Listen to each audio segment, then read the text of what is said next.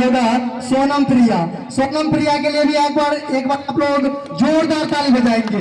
Board पर थोड़ा और अपने मेहनत को बरकरार रखती है तो बिहार बोर्ड की टॉपर भी बन सकती है। और इस लड़की सोनम प्रिया जो कि चंदौर निवासी है और यह लड़की 470 नंबर लाई है। समझ रहे हैं ना, 470 नंबर। तो इनके लिए एक बार जोरदार ताली बजाएंगे जबरदस्त वाला। तो सोनम प्रिया का अभिनंदन है और इनको सम्मानित करेंगे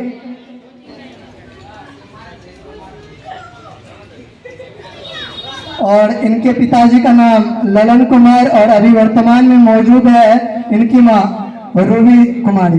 तो वो आएंगे स्टेज पर, वो भी आ जाएंगे और इनको सम्मानित करेंगे हमारे मुख्य डॉक्टर गौतम कृष्ण भैया। तो प्राइज का कार्यक्रम कंटिन्यू रहा है। तो अब इनको सोनम प्रिया को सम्मानित करेंगे डॉक्टर गौतम कृष्ण भैया। और हम आप लोगों को बताना चाहते हैं प्यारे बच्चों, आप लोग भी बोर्ड एग्जाम के टॉपर हो सकते हो। कोई बच्चा हो सकता है यदि मेहनत से पढ़े। वो रहता क्या है कि दूसरे की कमियों को ढूंढने में रह जाता है, अपने पे ध्यान नहीं देता है, दूसरे को देखने में रह जाता है कौन क्या कर रहा है। तो इन सब चीज पे आप लोग ध्यान मत दीजिए, आप लोग खुद पे ध्यान दीजिए और आगे बढ़िए। तो सोनम प्रिया को प्रस्तुति पत्र के साथ सम्मानित कर रहे हैं डॉक्टर गौतम कृष्ण और जो है सो कि ट्रॉफी के साथ इनको सम्मानित कर रहे हैं पुष्पा मैम। एक बार इनके लिए भी जोरदार वाला ताली बजा दीजिएगा, जोरदार वाला ताली। तालियां रुकनी नहीं चाहिए। प्यारे दोस्तों, कहा गया है संघर्ष हमेशा महान होता है। जिन व्यक्ति जो व्यक्ति संघर्ष किए हैं वही व्यक्ति सफल हुए हैं। चाहे कुछ भी कीजिए आप लोग, लेकिन संघर्ष कीजिए। आप जितने भी चेहरे को देख पा रहे हैं, कोई बिना संघर्ष का आगे नहीं बढ़ा है। तो अब हम सम्मान समारोह को आगे बढ़ाएंगे और पुनः हमारे बीच एक और लड़की जो कि कोचिंग की टॉपर रही है, लगातार 2 वर्षों से हमारे यहाँ पढ़ करके इतने अच्छे नंबर लाए हैं जिसका कोई जवाब नहीं, जिनका नाम है श्वेता कुमारी, जिनका आप लोग पोस्टर भी देख सकते हो, रोल नंबर, रोल कोड सब हम अपने फेसबुक आईडी पे दिए हुए हैं और इनके साथ फोटो भी अपलोड है, आप लोग चेक कर सकते हैं। श्वेता कुमारी जिन्होंने बोर्ड परीक्षा में 441 नंबर लाई है, ठीक है। यह एक मध्यम परिवार से बिलोंग करती है। होता है ना कि पढ़ाई के लिए साधन बहुत कम, व्यवस्था बहुत कम, फिर भी इन्होंने मेहनत को अपना हथियार माना है। इसीलिए प्यारे दोस्तों, कहते हैं कि यदि आपके पास कुछ भी नहीं है तो आपके पास सबसे बड़ा हथियार मेहनत है। श्वेता कुमारी ने बोर्ड परीक्षा में 441 अंक ला करके हम लोगों के नाम को रोशन किया है। तो श्वेता कुमारी को बहुत बहुत धन्यवाद। हम इनकी उज्जवल भविष्य की कामना करते हैं। यह लड़की आगे भी इसी प्रकार से बढ़ती रहे। करेंगे हम हमारे जो है सो कि सभी आदमी मिलकर उनको भी सम्मानित करेंगे, क्योंकि यह भी हमारे की टॉपर छात्रा रह चुकी है, टॉपर छात्रा रह चुकी है। आप लोग ताली नहीं बजाते हैं, ताली को मत रोकिए, ताली बजने दीजिए, ताली नहीं रुकनी चाहिए।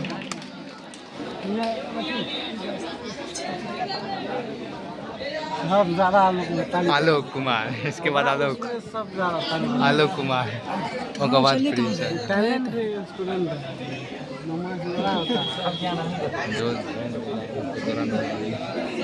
आलोक जोरदार ताली एक बार बजा दीजिए श्वेता कुमारी के लिए। भाई संघर्ष की मुमताज है ये लड़की। अभी ये बताएगी अपनी सफलता की रास्ता कि किस किस प्रकार से पढ़ करके इतने अच्छे नंबर लाए थे और जो है सो कि इनको बोर्ड परीक्षा के लिए कौन सब सर किस प्रकार से गाइडलाइन करते थे, अभी श्वेता बताएगी।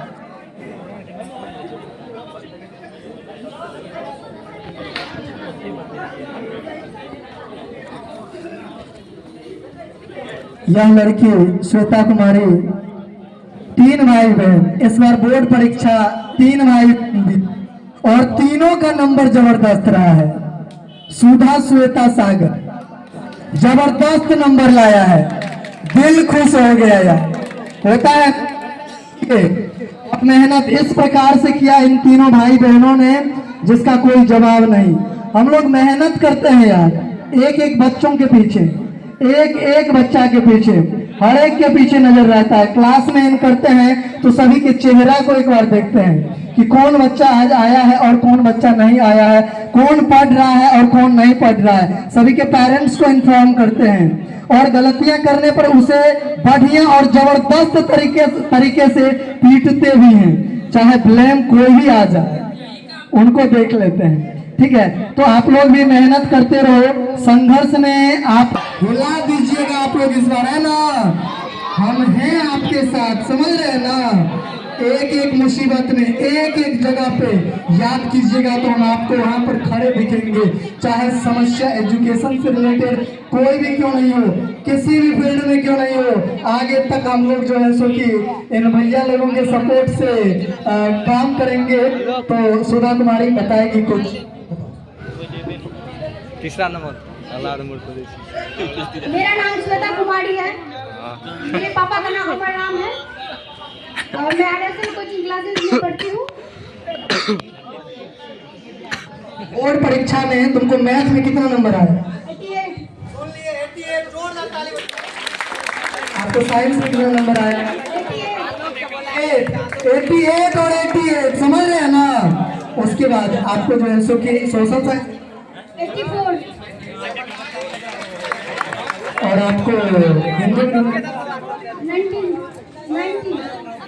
उसके बाद संस्कृत में 91 9, उसके बाद 44, इंग्लिश में 44, समझ रहे हैं ना? इंग्लिश पे थोड़ा कम ध्यान दीजिए। तो आप लोग इंग्लिश को भी लेकर के चल रहा है क्योंकि आगे बहुत मतलब जो है सो कि काम हेल्पफुल होता है एजुकेशन के टाइम। जिस टाइप से हम लोग भोजन करते हैं तो हम कोई भी काम को कर पाते हैं, डेली रोज एनर्जी लेना पड़ता है।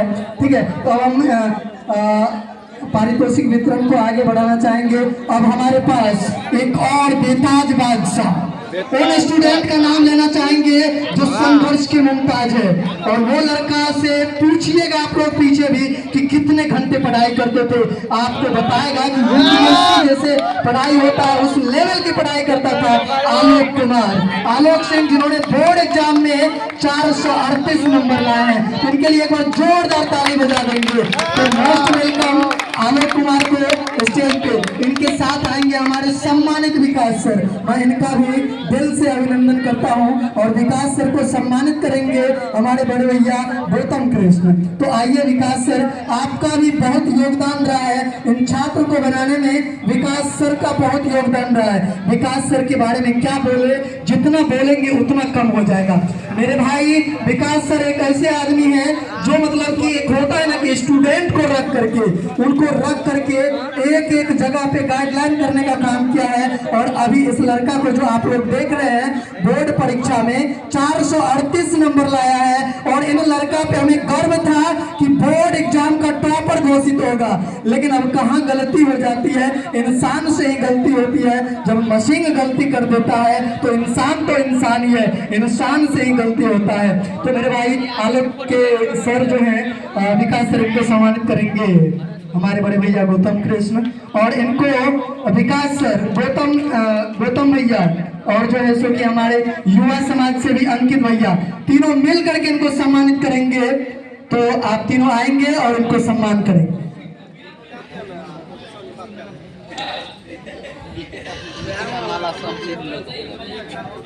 अंकित भैया माला पहनाएंगे और जोरदार ताली बजाइए आप लोग। ताली को मत रोको यार, ताली बजने दो। आप लोगों का भी वह दिन आएगा जब हम आप लोगों को स्टेज पे बुलाएंगे, सम्मानित करेंगे। हम किसी भी फील्ड में रहेंगे तो हम इस कार्यक्रम में जरूर आएंगे। तो ट्रॉफी के साथ सम्मानित करेंगे बड़े भैया गौतम कृष्ण और विकास सर मिल करके। तो ताली एक बार और जबरदस्त वाला बजाएंगे, जोरदार वाला ताली बजाएंगे, ताली मत रुकने दो यार। प्रस्तुति पत्र और ट्रॉफी से सम्मानित करेंगे इनको गौतम कृष्ण भैया, विकास सर और अंकित भैया। और कार्यक्रम को हम आगे बढ़ाते हैं। आगे तैयार रहेंगे प्रिंस कुमार। प्रिंस कुमार हमारे पास ये बच्चा भी मेहनत के मुमताज नहीं होता है कि हम क्लास 10th में कंपटीशन कैसे करें, बच्चों के साथ कंपटीशन कैसे करें, टीचर्स के साथ कंपटीशन कैसे करें, प्रॉब्लम को शेयर कैसे करें। तो इन लड़के लोगों का क्या कॉन्सेप्ट था, हम लोगों का कॉन्सेप्ट क्या होता है कि प्रॉब्लम का सॉल्यूशन खोजो, प्रॉब्लम का प्रॉब्लम मत खोजो। जब प्रॉब्लम का प्रॉब्लम होगा तो प्रॉब्लम बड़ा हो जाएगा, लेकिन जब प्रॉब्लम का सॉल्यूशन खोजेंगे तो बड़ा से बड़ा प्रॉब्लम का क्या हो जाएगा, सॉल्यूशन हो जाएगा। तो आएंगे प्रिंस कुमार अपने पेरेंट्स के साथ। तो स्वागत है प्रिंस कुमार का, जो बोर्ड परीक्षा में 436 अंक लाए हैं। अंक रुकने वाला नहीं है, आप लोग इनके लिए एक बार जोरदार ताली बजा दो। तो प्रिंस कुमार को सम्मानित करेंगे हमारे जो है सो कि दिनेश चंद्र यादव चाचा जी और जो है सो कि गौतम कृष्ण भैया। तो इनको सम्मानित करेंगे और इनको जब सम्मानित किया जाएगा तो आप एक बार जोरदार ताली बजा दीजिएगा। विकास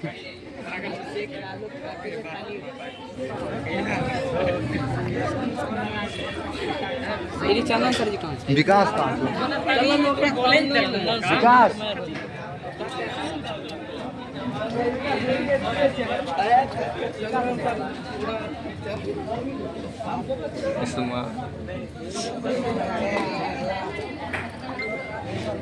चैंपियन। हाँ सब फोटो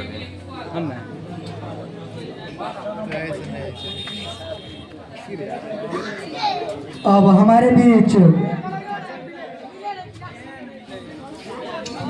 अब पारितोषिक वितरण के कार्यक्रम को आगे बढ़ाते हुए आगे की कड़ी में है विकास कुमार यादव, जो बोर्ड परीक्षा में 427 अंक लाए हैं। इन बाबू के लिए एक बार जोरदार ताली बजा दीजिए। आप लोग जोरदार ताली के साथ स्वागत करेंगे मेरे प्यारे छात्र विकास कुमार, और इनको सम्मानित करेंगे गौतम कृष्ण और पिंटू भैया।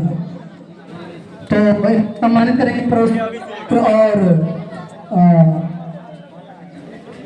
ट्रॉफी से विकास।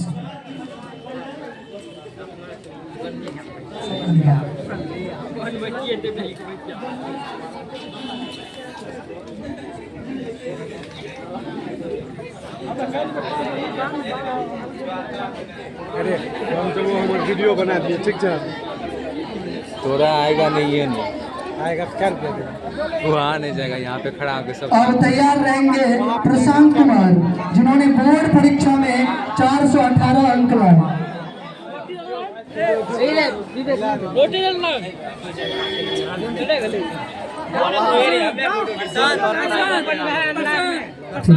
अब आप लोगों के बीच हमारे बड़े भैया गौतम कृष्ण, जो अपना मूल्यवान समय निकाल करके इस कार्यक्रम में उपस्थित हुए हैं, इनके मुंह से हम कुछ दो शब्द सुन लेते हैं कि इन भैया का क्या रहा है। तो भैया का सबसे पहले मैं दिल से स्वागत करता हूँ, प्रणाम करता हूँ कि लोगों के बीच एक एक परेशानी, एक एक मुसीबत में ये खड़े रहते हैं। तो दो शब्द बोलेंगे गौतम। बहुत बहुत शुक्रिया बाबू, शानदार मंच का संचालन करने के लिए मैं आप सभी को धन्यवाद करता हूँ। और RSN कोच क्लासेस परिवार के तमाम शिक्षकों का, परिवार के सभी सदस्यों का करना चाहता हूँ, जिन्होंने मेरे जैसे एक साधारण कार्यकर्ता को अपने मंच पे बुलाए, अपना सम्मान दिया। बहुत बहुत शुक्रिया करता हूँ। शुक्रिया करना चाहता मैं इस कोचिंग संस्था के संचालक आदरणीय शिक्षक लालू सर का, जिन्होंने बड़े सम्मान के साथ आमंत्रित किया। और स्कूल परिवार में चाहे वो लालू सर हो, पुष्प यादव जी हो, अविनाश सर हो, मनीष सर हो, विपिन सर हो, नीतीश सर हो, विकास सर हो, रजनीश सर, आप सभी का बड़े सम्मान के साथ नाम लेना चाहता हूं, क्योंकि आप सभी ने अपने मूल्यवान और महत्वपूर्ण मार्गदर्शन में बिहार और देश की भविष्य का नींव आपने इस संस्था से तैयार करने का हर संभव कोशिश किया है और हाथ कंगन को आरसी किया, पढ़े लिखे को फारसी किया। आपने क्या मेहनत किया है उसका नतीजा यही है कि मैं जो देख रहा हूँ, आप अभिषेक जी को 445 अंक की लायक बना करके आपने साबित कर दिया कि आपकी संस्था उस दिशा में रात दिन मेहनत करती है और उसका फलाफल यही है कि दर्जनों नहीं सैकड़ों बच्चे बहुत बेहतर मार्क्स परसेंटेज से बिहार में अपना नाम रोशन किया है। आप सभी के प्रति आप सभी की उज्जवल भविष्य की कामना करता हूं और इस सम्मानित मंच पर बैठे हुए लालू सर की माता जी और वर्तमान में पंचायत के सम्मानित सरपंच साहिबा आदरणीय माता जी को भी मैं चरण स्पर्श करना चाहता हूँ। पूर्व पार्षद हमारे आदरणीय दिनेश बाबू, समाज सेवी अंकित बाबू और अभी कुछ ही दिन के बाद हम सभी को जिस पंप से गुजरना पड़ेगा अपने अपने मोटरसाइकिल में तेल लेने के लिए, आदरणीय पिंटू भैया एक सम्मानित मंच पे हैं। मैं बड़े दिल से आपके प्रति शुक्रिया अदा करता हूं कि आपने मंच की गरिमा बढ़ाया है। आपने महत्वपूर्ण समय निकाल करके आप इस मंच को समय दे रहे हैं। मैं भी सौभाग्यशाली हूं कि आप सभी के साथ सानिध्य मिल रहा है। इस मंच पर मैं आदरणीय लालू सर के पिताजी को भी बड़े दिल से सम्मान करता हूं, प्रणाम करता हूं और बड़े सम्मान से उस शख्सियत का नाम लेना चाहता हूं जिसका बेटा इस कोचिंग के मार्गदर्शन में, इस कोचिंग का ही नहीं बिहार भर में अपना नाम रोशन किया है। आदरणीय रमन सरकार, आपने रमन बाबू आपने अपने बच्चे को यह संस्कार मर्यादा और स्वतंत्रता दी कि उन्होंने गुरुओं के मार्गदर्शन में चल करके बिहार में एक नाम रोशन किया है, इस कोचिंग का नाम रोशन किया है और इस सभी कोचिंग परिवार से जुड़े हुए सभी व्यक्तियों का नाम रोशन किया है। कहता है कृष्ण मार्गदर्शन का एक पर्यायवाची है, लेकिन अर्जुन नहीं मिलेगा तो महाभारत अब नहीं जीत सकते। इसलिए कृष्ण तो कहीं खरा मिल जाएगा, लेकिन जरूरत है कृष्ण के मार्गदर्शन पर खरा उतरने वाला, युद्ध करने वाला हमें कोई अर्जुन मिले। इसलिए आप उस अर्जुन के पिता हैं जिन्होंने इस कोचिंग के नेतृत्व में काम करके अभिषेक ने बिहार भर में अपना डंका बजवाया है बोर्ड एग्जाम में और 89% मार्क्स ला करके हम सभी का सम्मान बढ़ाया है। बहुत बहुत मैं शुक्रिया अदा करना चाहता हूँ, बहुत बहुत बधाई देना चाहता हूँ ऐसे बच्चे के पिता को और ऐसे बच्चे को जिन्होंने मार्गदर्शन में अच्छा काम करके नाम रोशन किया है। मैं कहना चाहता हूँ एक ही टीचर सैकड़ों बच्चों को पढ़ाते हैं, लेकिन सैकड़ों बच्चे का वो बेहतर रिजल्ट नहीं आ पाता है। तो निश्चित रूप से हम उन बच्चों को कहेंगे कि आप देखिए कि अगर आपका मार्क्स पिछड़ रहा है तो उन्हीं टीचर के नेतृत्व में, उन्हीं टीचर के मार्गदर्शन में किसी ने 90% अंक तक हासिल किए, आपके अंक पिछड़ रहे हैं, तो इसका मतलब है कि आप कंपैरिजन टू कंपटीशन पे नहीं जा पाए। आपने कभी क्लास में अगर कंपैरिजन किया होता कि दूसरों की तुलना में मुझे समझ कम क्यों आ रही है, मैथ में, साइंस में, इंग्लिश में, संस्कृत में, तो मैं बेहतर करूं। आप पछतात हो गया जब चिड़िया चुग गई खेत। तो मतलब जब आप पछताने की बारी, आप बोर्ड एग्जाम का रिजल्ट आया, आपको लगेगा कि अभिषेक को इतना बेहतर आया, श्वेता को इतना बेहतर आया, मुझे क्यों नहीं आया। तो मुझे लगता है कि वो पछताने की घड़ी अब नहीं है, ये घड़ी तब की थी जब आप क्लास में कंपैरिजन करते कि इनसे मेरा कम क्यों हो रहा है और ये लड़के अच्छे कर रहे हैं। स्वाभाविक सी बात है, वहां बेहतर करते करते इन लोगों ने बोर्ड में भी बेहतर किया है। अब मैं एक बात और कहना चाहता हूं, जो सफल विद्यार्थी होते हैं उसके सामने एक चुनौती होती है, अपनी सफलता को बरकरार रखना उनकी सबसे बड़ी चुनौती होती है। इन्होंने अगर 89% मार्क्स लाया है, बोर्ड के एग्जाम में बेहतर सम्मान मिला है, शिक्षकों का मार्गदर्शन मिला है, तो आगे की चुनौती यही है कि आप 12th की क्लास में आप एडमिशन लेंगे, जाएंगे और असली चुनौती का दौर तो अब शुरू हो रहा है। तो अगर आप इतरा गए, इठला गए, थोड़ा सा मन में घमंड हो गया कि हमने सफलता अर्जित की, टाल मटोल और अब नाच गाना का दौर शुरू होगा। आज ही से लगन शुरू होगा, लगता है इधर 2-3 दिन के बाद से तो लगन का दौर शुरू हो रहा है। निमंत्रण आएगा क्योंकि आपने अच्छा प्रदर्शन किया है, लोगों में वाहवाही मिली है कि रमन बाबू की बेटा को अच्छा मार्क्स मिला है। श्वेता को आपका नाम सोनम प्रिया, अच्छा सोनम प्रिया, अभी बहुत बहुत बधाई है, बहुत अच्छा आपने किया। तो आपको लगेगा तो मैंने बहुत बेहतर कर दिया, तो यहीं से लोग बौड़ा जाता है, नहीं होता है? बौड़ा जाइएगा तो फिर असली परीक्षा चूक जाइएगा, क्योंकि 12th का एग्जाम है। 12th वो एग्जाम और क्लास है जहाँ से इंजीनियर, डॉक्टर और बहुत उसके आगे, डॉक्टर इंजीनियर का तो रास्ता यहाँ से तय हो जाएगा। लेकिन अगर एक कदम और आगे जाएंगे तो बीए क्वालिफाई करेंगे, उसके बाद आप जो चाहेंगे, दुनिया का जो जॉब चाहेंगे वो मिलेगा।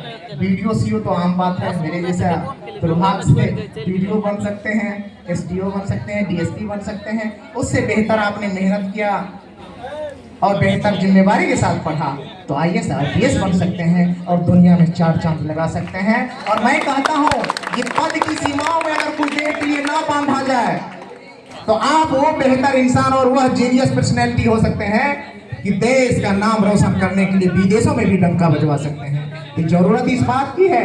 असली चैलेंज तो बचपना करते करते मैट्रिक बीत जाता है, बचपना में ही मैट्रिक बीतता है, सच्चाई ये है।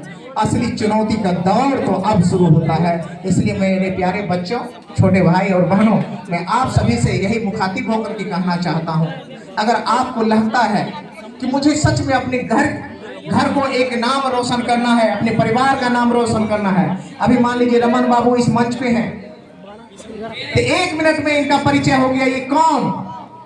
तो अभिषेक के पिताजी, जिन्होंने बेहतर कर। ये कौन? तो सोनम प्रिया के मम्मी न थी आपकी मम्मी। ये कौन? 1 मिनट में परिचय हुआ। मैं तो अभी थोड़ा वक्त कम है क्योंकि कोचिंग का पुरस्कार वितरण का समय ही थोड़ा सा ये हो गया। मैं बड़ी विस्तार से बताता हूँ। जिंदगी का हिस्सा 2 भागों में होता है। मेरे बड़े गौर से सुनना, अगर वक्त हो तो 1 मिनट के लिए सुन लेना। जिंदगी का हिस्सा 2 भागों में होता है। पहला भाग होता है बनने का। पहला भाग क्या होता है? जोर से थोड़ा सा, क्या होता है पहला भाग? बनने का। बनने, जोर से बोलिए। बनने का। पहला भाग क्या होता है? बनने का। और दूसरा भाग होता है बनाने का। तो आप लोग अभी जो बच्चे हैं, जो कोचिंग में पढ़ रहे हैं या इस कोचिंग में हो या कहीं किसी कोचिंग में हो, अगर आप पढ़ाई कर रहे हैं तो क्या कर रहे हैं आप? बनने का काम कर रहे हैं कि बनाने का काम कर रहे हैं? बनने का काम कर रहे हैं। तो पहला भाग होता है बनने का और दूसरा भाग होता है जब बन जाएंगे आप तब किसी को आप बनाएंगे। जैसे सर लोग जो अब हैं, तो सर लोग अब बनने का काम नहीं कर रहे हैं, अब बनाने का काम कर रहे हैं। तो मेरा यही कहना है कि पहले भाग और दूसरे भाग मिला करके, ए छुटकी है इधर, तुम इधर देखो, पहला भाग में, हाँ तुम ही रुका रहे कोचिंग में बैठे हो।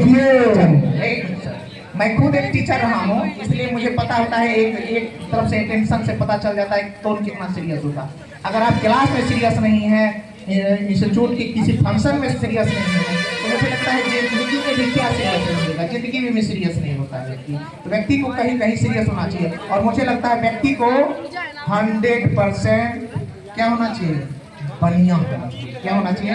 100% बढ़िया होना चाहिए। बढ़िया मतलब ये बढ़िया नहीं कि हम लोग सामान बेचने जाए। बढ़िया मतलब जीवन के किसी का सौदा करने वाला बढ़िया होना चाहिए। अपने टाइम का, किसी का टाइम का। आपको लगे कि हम किसी इंस्टीट्यूट में, अगर मुझे लग जाए कि लालू सर के इंस्टीट्यूट में अगर मैंने 1 घंटा 2 घंटा दिया है, तो मुझे भी, मैं भी आकलन करता हूँ 2 घंटा में मुझे क्या मिला। अगर मुझे आगे 2 घंटा आने के बावजूद यहाँ से कोई रिस्पॉन्स नहीं मिलेगा तो मैं क्यों आऊँगा? मैं नहीं आऊँगा। सच कर रहा हूँ सर, दिनेश भैया, मैं सच कर रहा हूँ, नहीं आऊँगा। क्योंकि मैं भी जानता हूँ कि 2 घंटा अपने जीवन का इस इंस्टीट्यूट में दिया हो तो कम से कम 200 व्यक्ति का परिचय करवा करके जाऊंगा यहाँ से। 200 व्यक्ति से अगले दिन मिलेंगे तो कहेंगे ये गौतम कृष्ण है।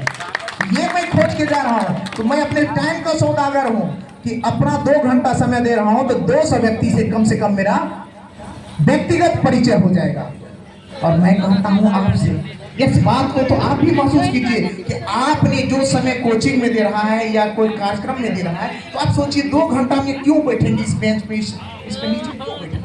तो 2 घंटा दिए हैं तो कुछ ना कुछ सीख के जाएंगे। अगर सीख के नहीं जाएंगे तो फालतू ना, शरीर यहाँ है, मन मक्के के खेत में है, गेहूँ भीग रहा है, तो थ्रेसर में हो रहा है, उस पर क्यों दिमाग, जहाँ है वही दिमाग लगाएं। हमारे साथ लोग जब दिल्ली में तैयारी करते थे तो हम तो पढ़ाई करते थे, इसमें कोई शक नहीं था, लेकिन मेरा बहुत सारा बैचमेट था जो कहता था कि गौतम आज बारिश हो गई है, पप्पा मक्के के नाम पटवे थे गधा, तू छी दिल्ली में IAS की तैयारी कर छी, बाप का मक्के पटवे छी पूर्णिया में, होते छोड़ दी होते जना पटवे थे पटवे। और सच्चाई यही है कि वो मक्के आज भी पटवा रहा है दिल्ली से। मेरी बात समझे? तो 100% जहां तन होगा वही मन होगा। जब तन और मन का मेल हो जाएगा तो रिजल्ट को कोई रोक लेगा। मार्गदर्शन देता मिल जाए फिर सटीक निशाना बढ़ेगा, और उसके बाद तो यही कहेंगे जब तक तोड़ेंगे नहीं तब तक छोड़ेंगे नहीं, और हर काम पे लगे रहेंगे। तो मैं कह रहा था कि अपनी जिंदगी के दोनों हिस्सा को 100 बांध लीजिए। 100 में पहला हिस्सा और दूसरा हिस्सा, पहला बनने वाला दूसरा बनाने वाला, ये दोनों मिलाकर के 100 मान लीजिए। तो पहले वाले हिस्सा जिसमें आप बनने का काम करते हैं, जितना % आप काम करेंगे 100 महीना से उतना कर दीजिएगा, शेष काम इस सेकंड भाग में बचा रह जाएगा। ये भाग वाला काम भी कौन करेगा?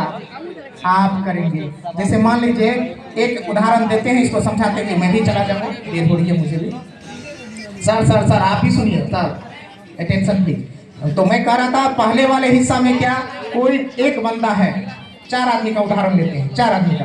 मैं पूछूंगा पीछे से जिन्होंने सुना है या नहीं सुना है। तो पहले वाले बंदा को मान लीजिए 4 आदमी को इधर से दिए, फर्स्ट वाले हिस्सा में ये 4 आदमी है। सर देख लीजिए, मेरा उदाहरण अच्छा लगेगा आप लोगों को। तो पहला वाला बंदा क्या किया है, पहले हिस्सा में जिंदगी का कौन हिस्सा चल रहा है? पहला हिस्सा। पहले हिस्सा में ये 4 व्यक्ति में पहला व्यक्ति 10% से 15% काम करता है। शेष कितना बच जाएगा इस हिस्से में, इसके जिम्मे में 85%, इसको बच जाएगा 85। दूसरा व्यक्ति करता है 40 से 50% काम, तो शेष कितना बच जाएगा? 60%। तीसरा करता है 70 से 80% काम, 30%। और तीसरा करता है 80 से 90% काम, शेष पड़ेगा 10%।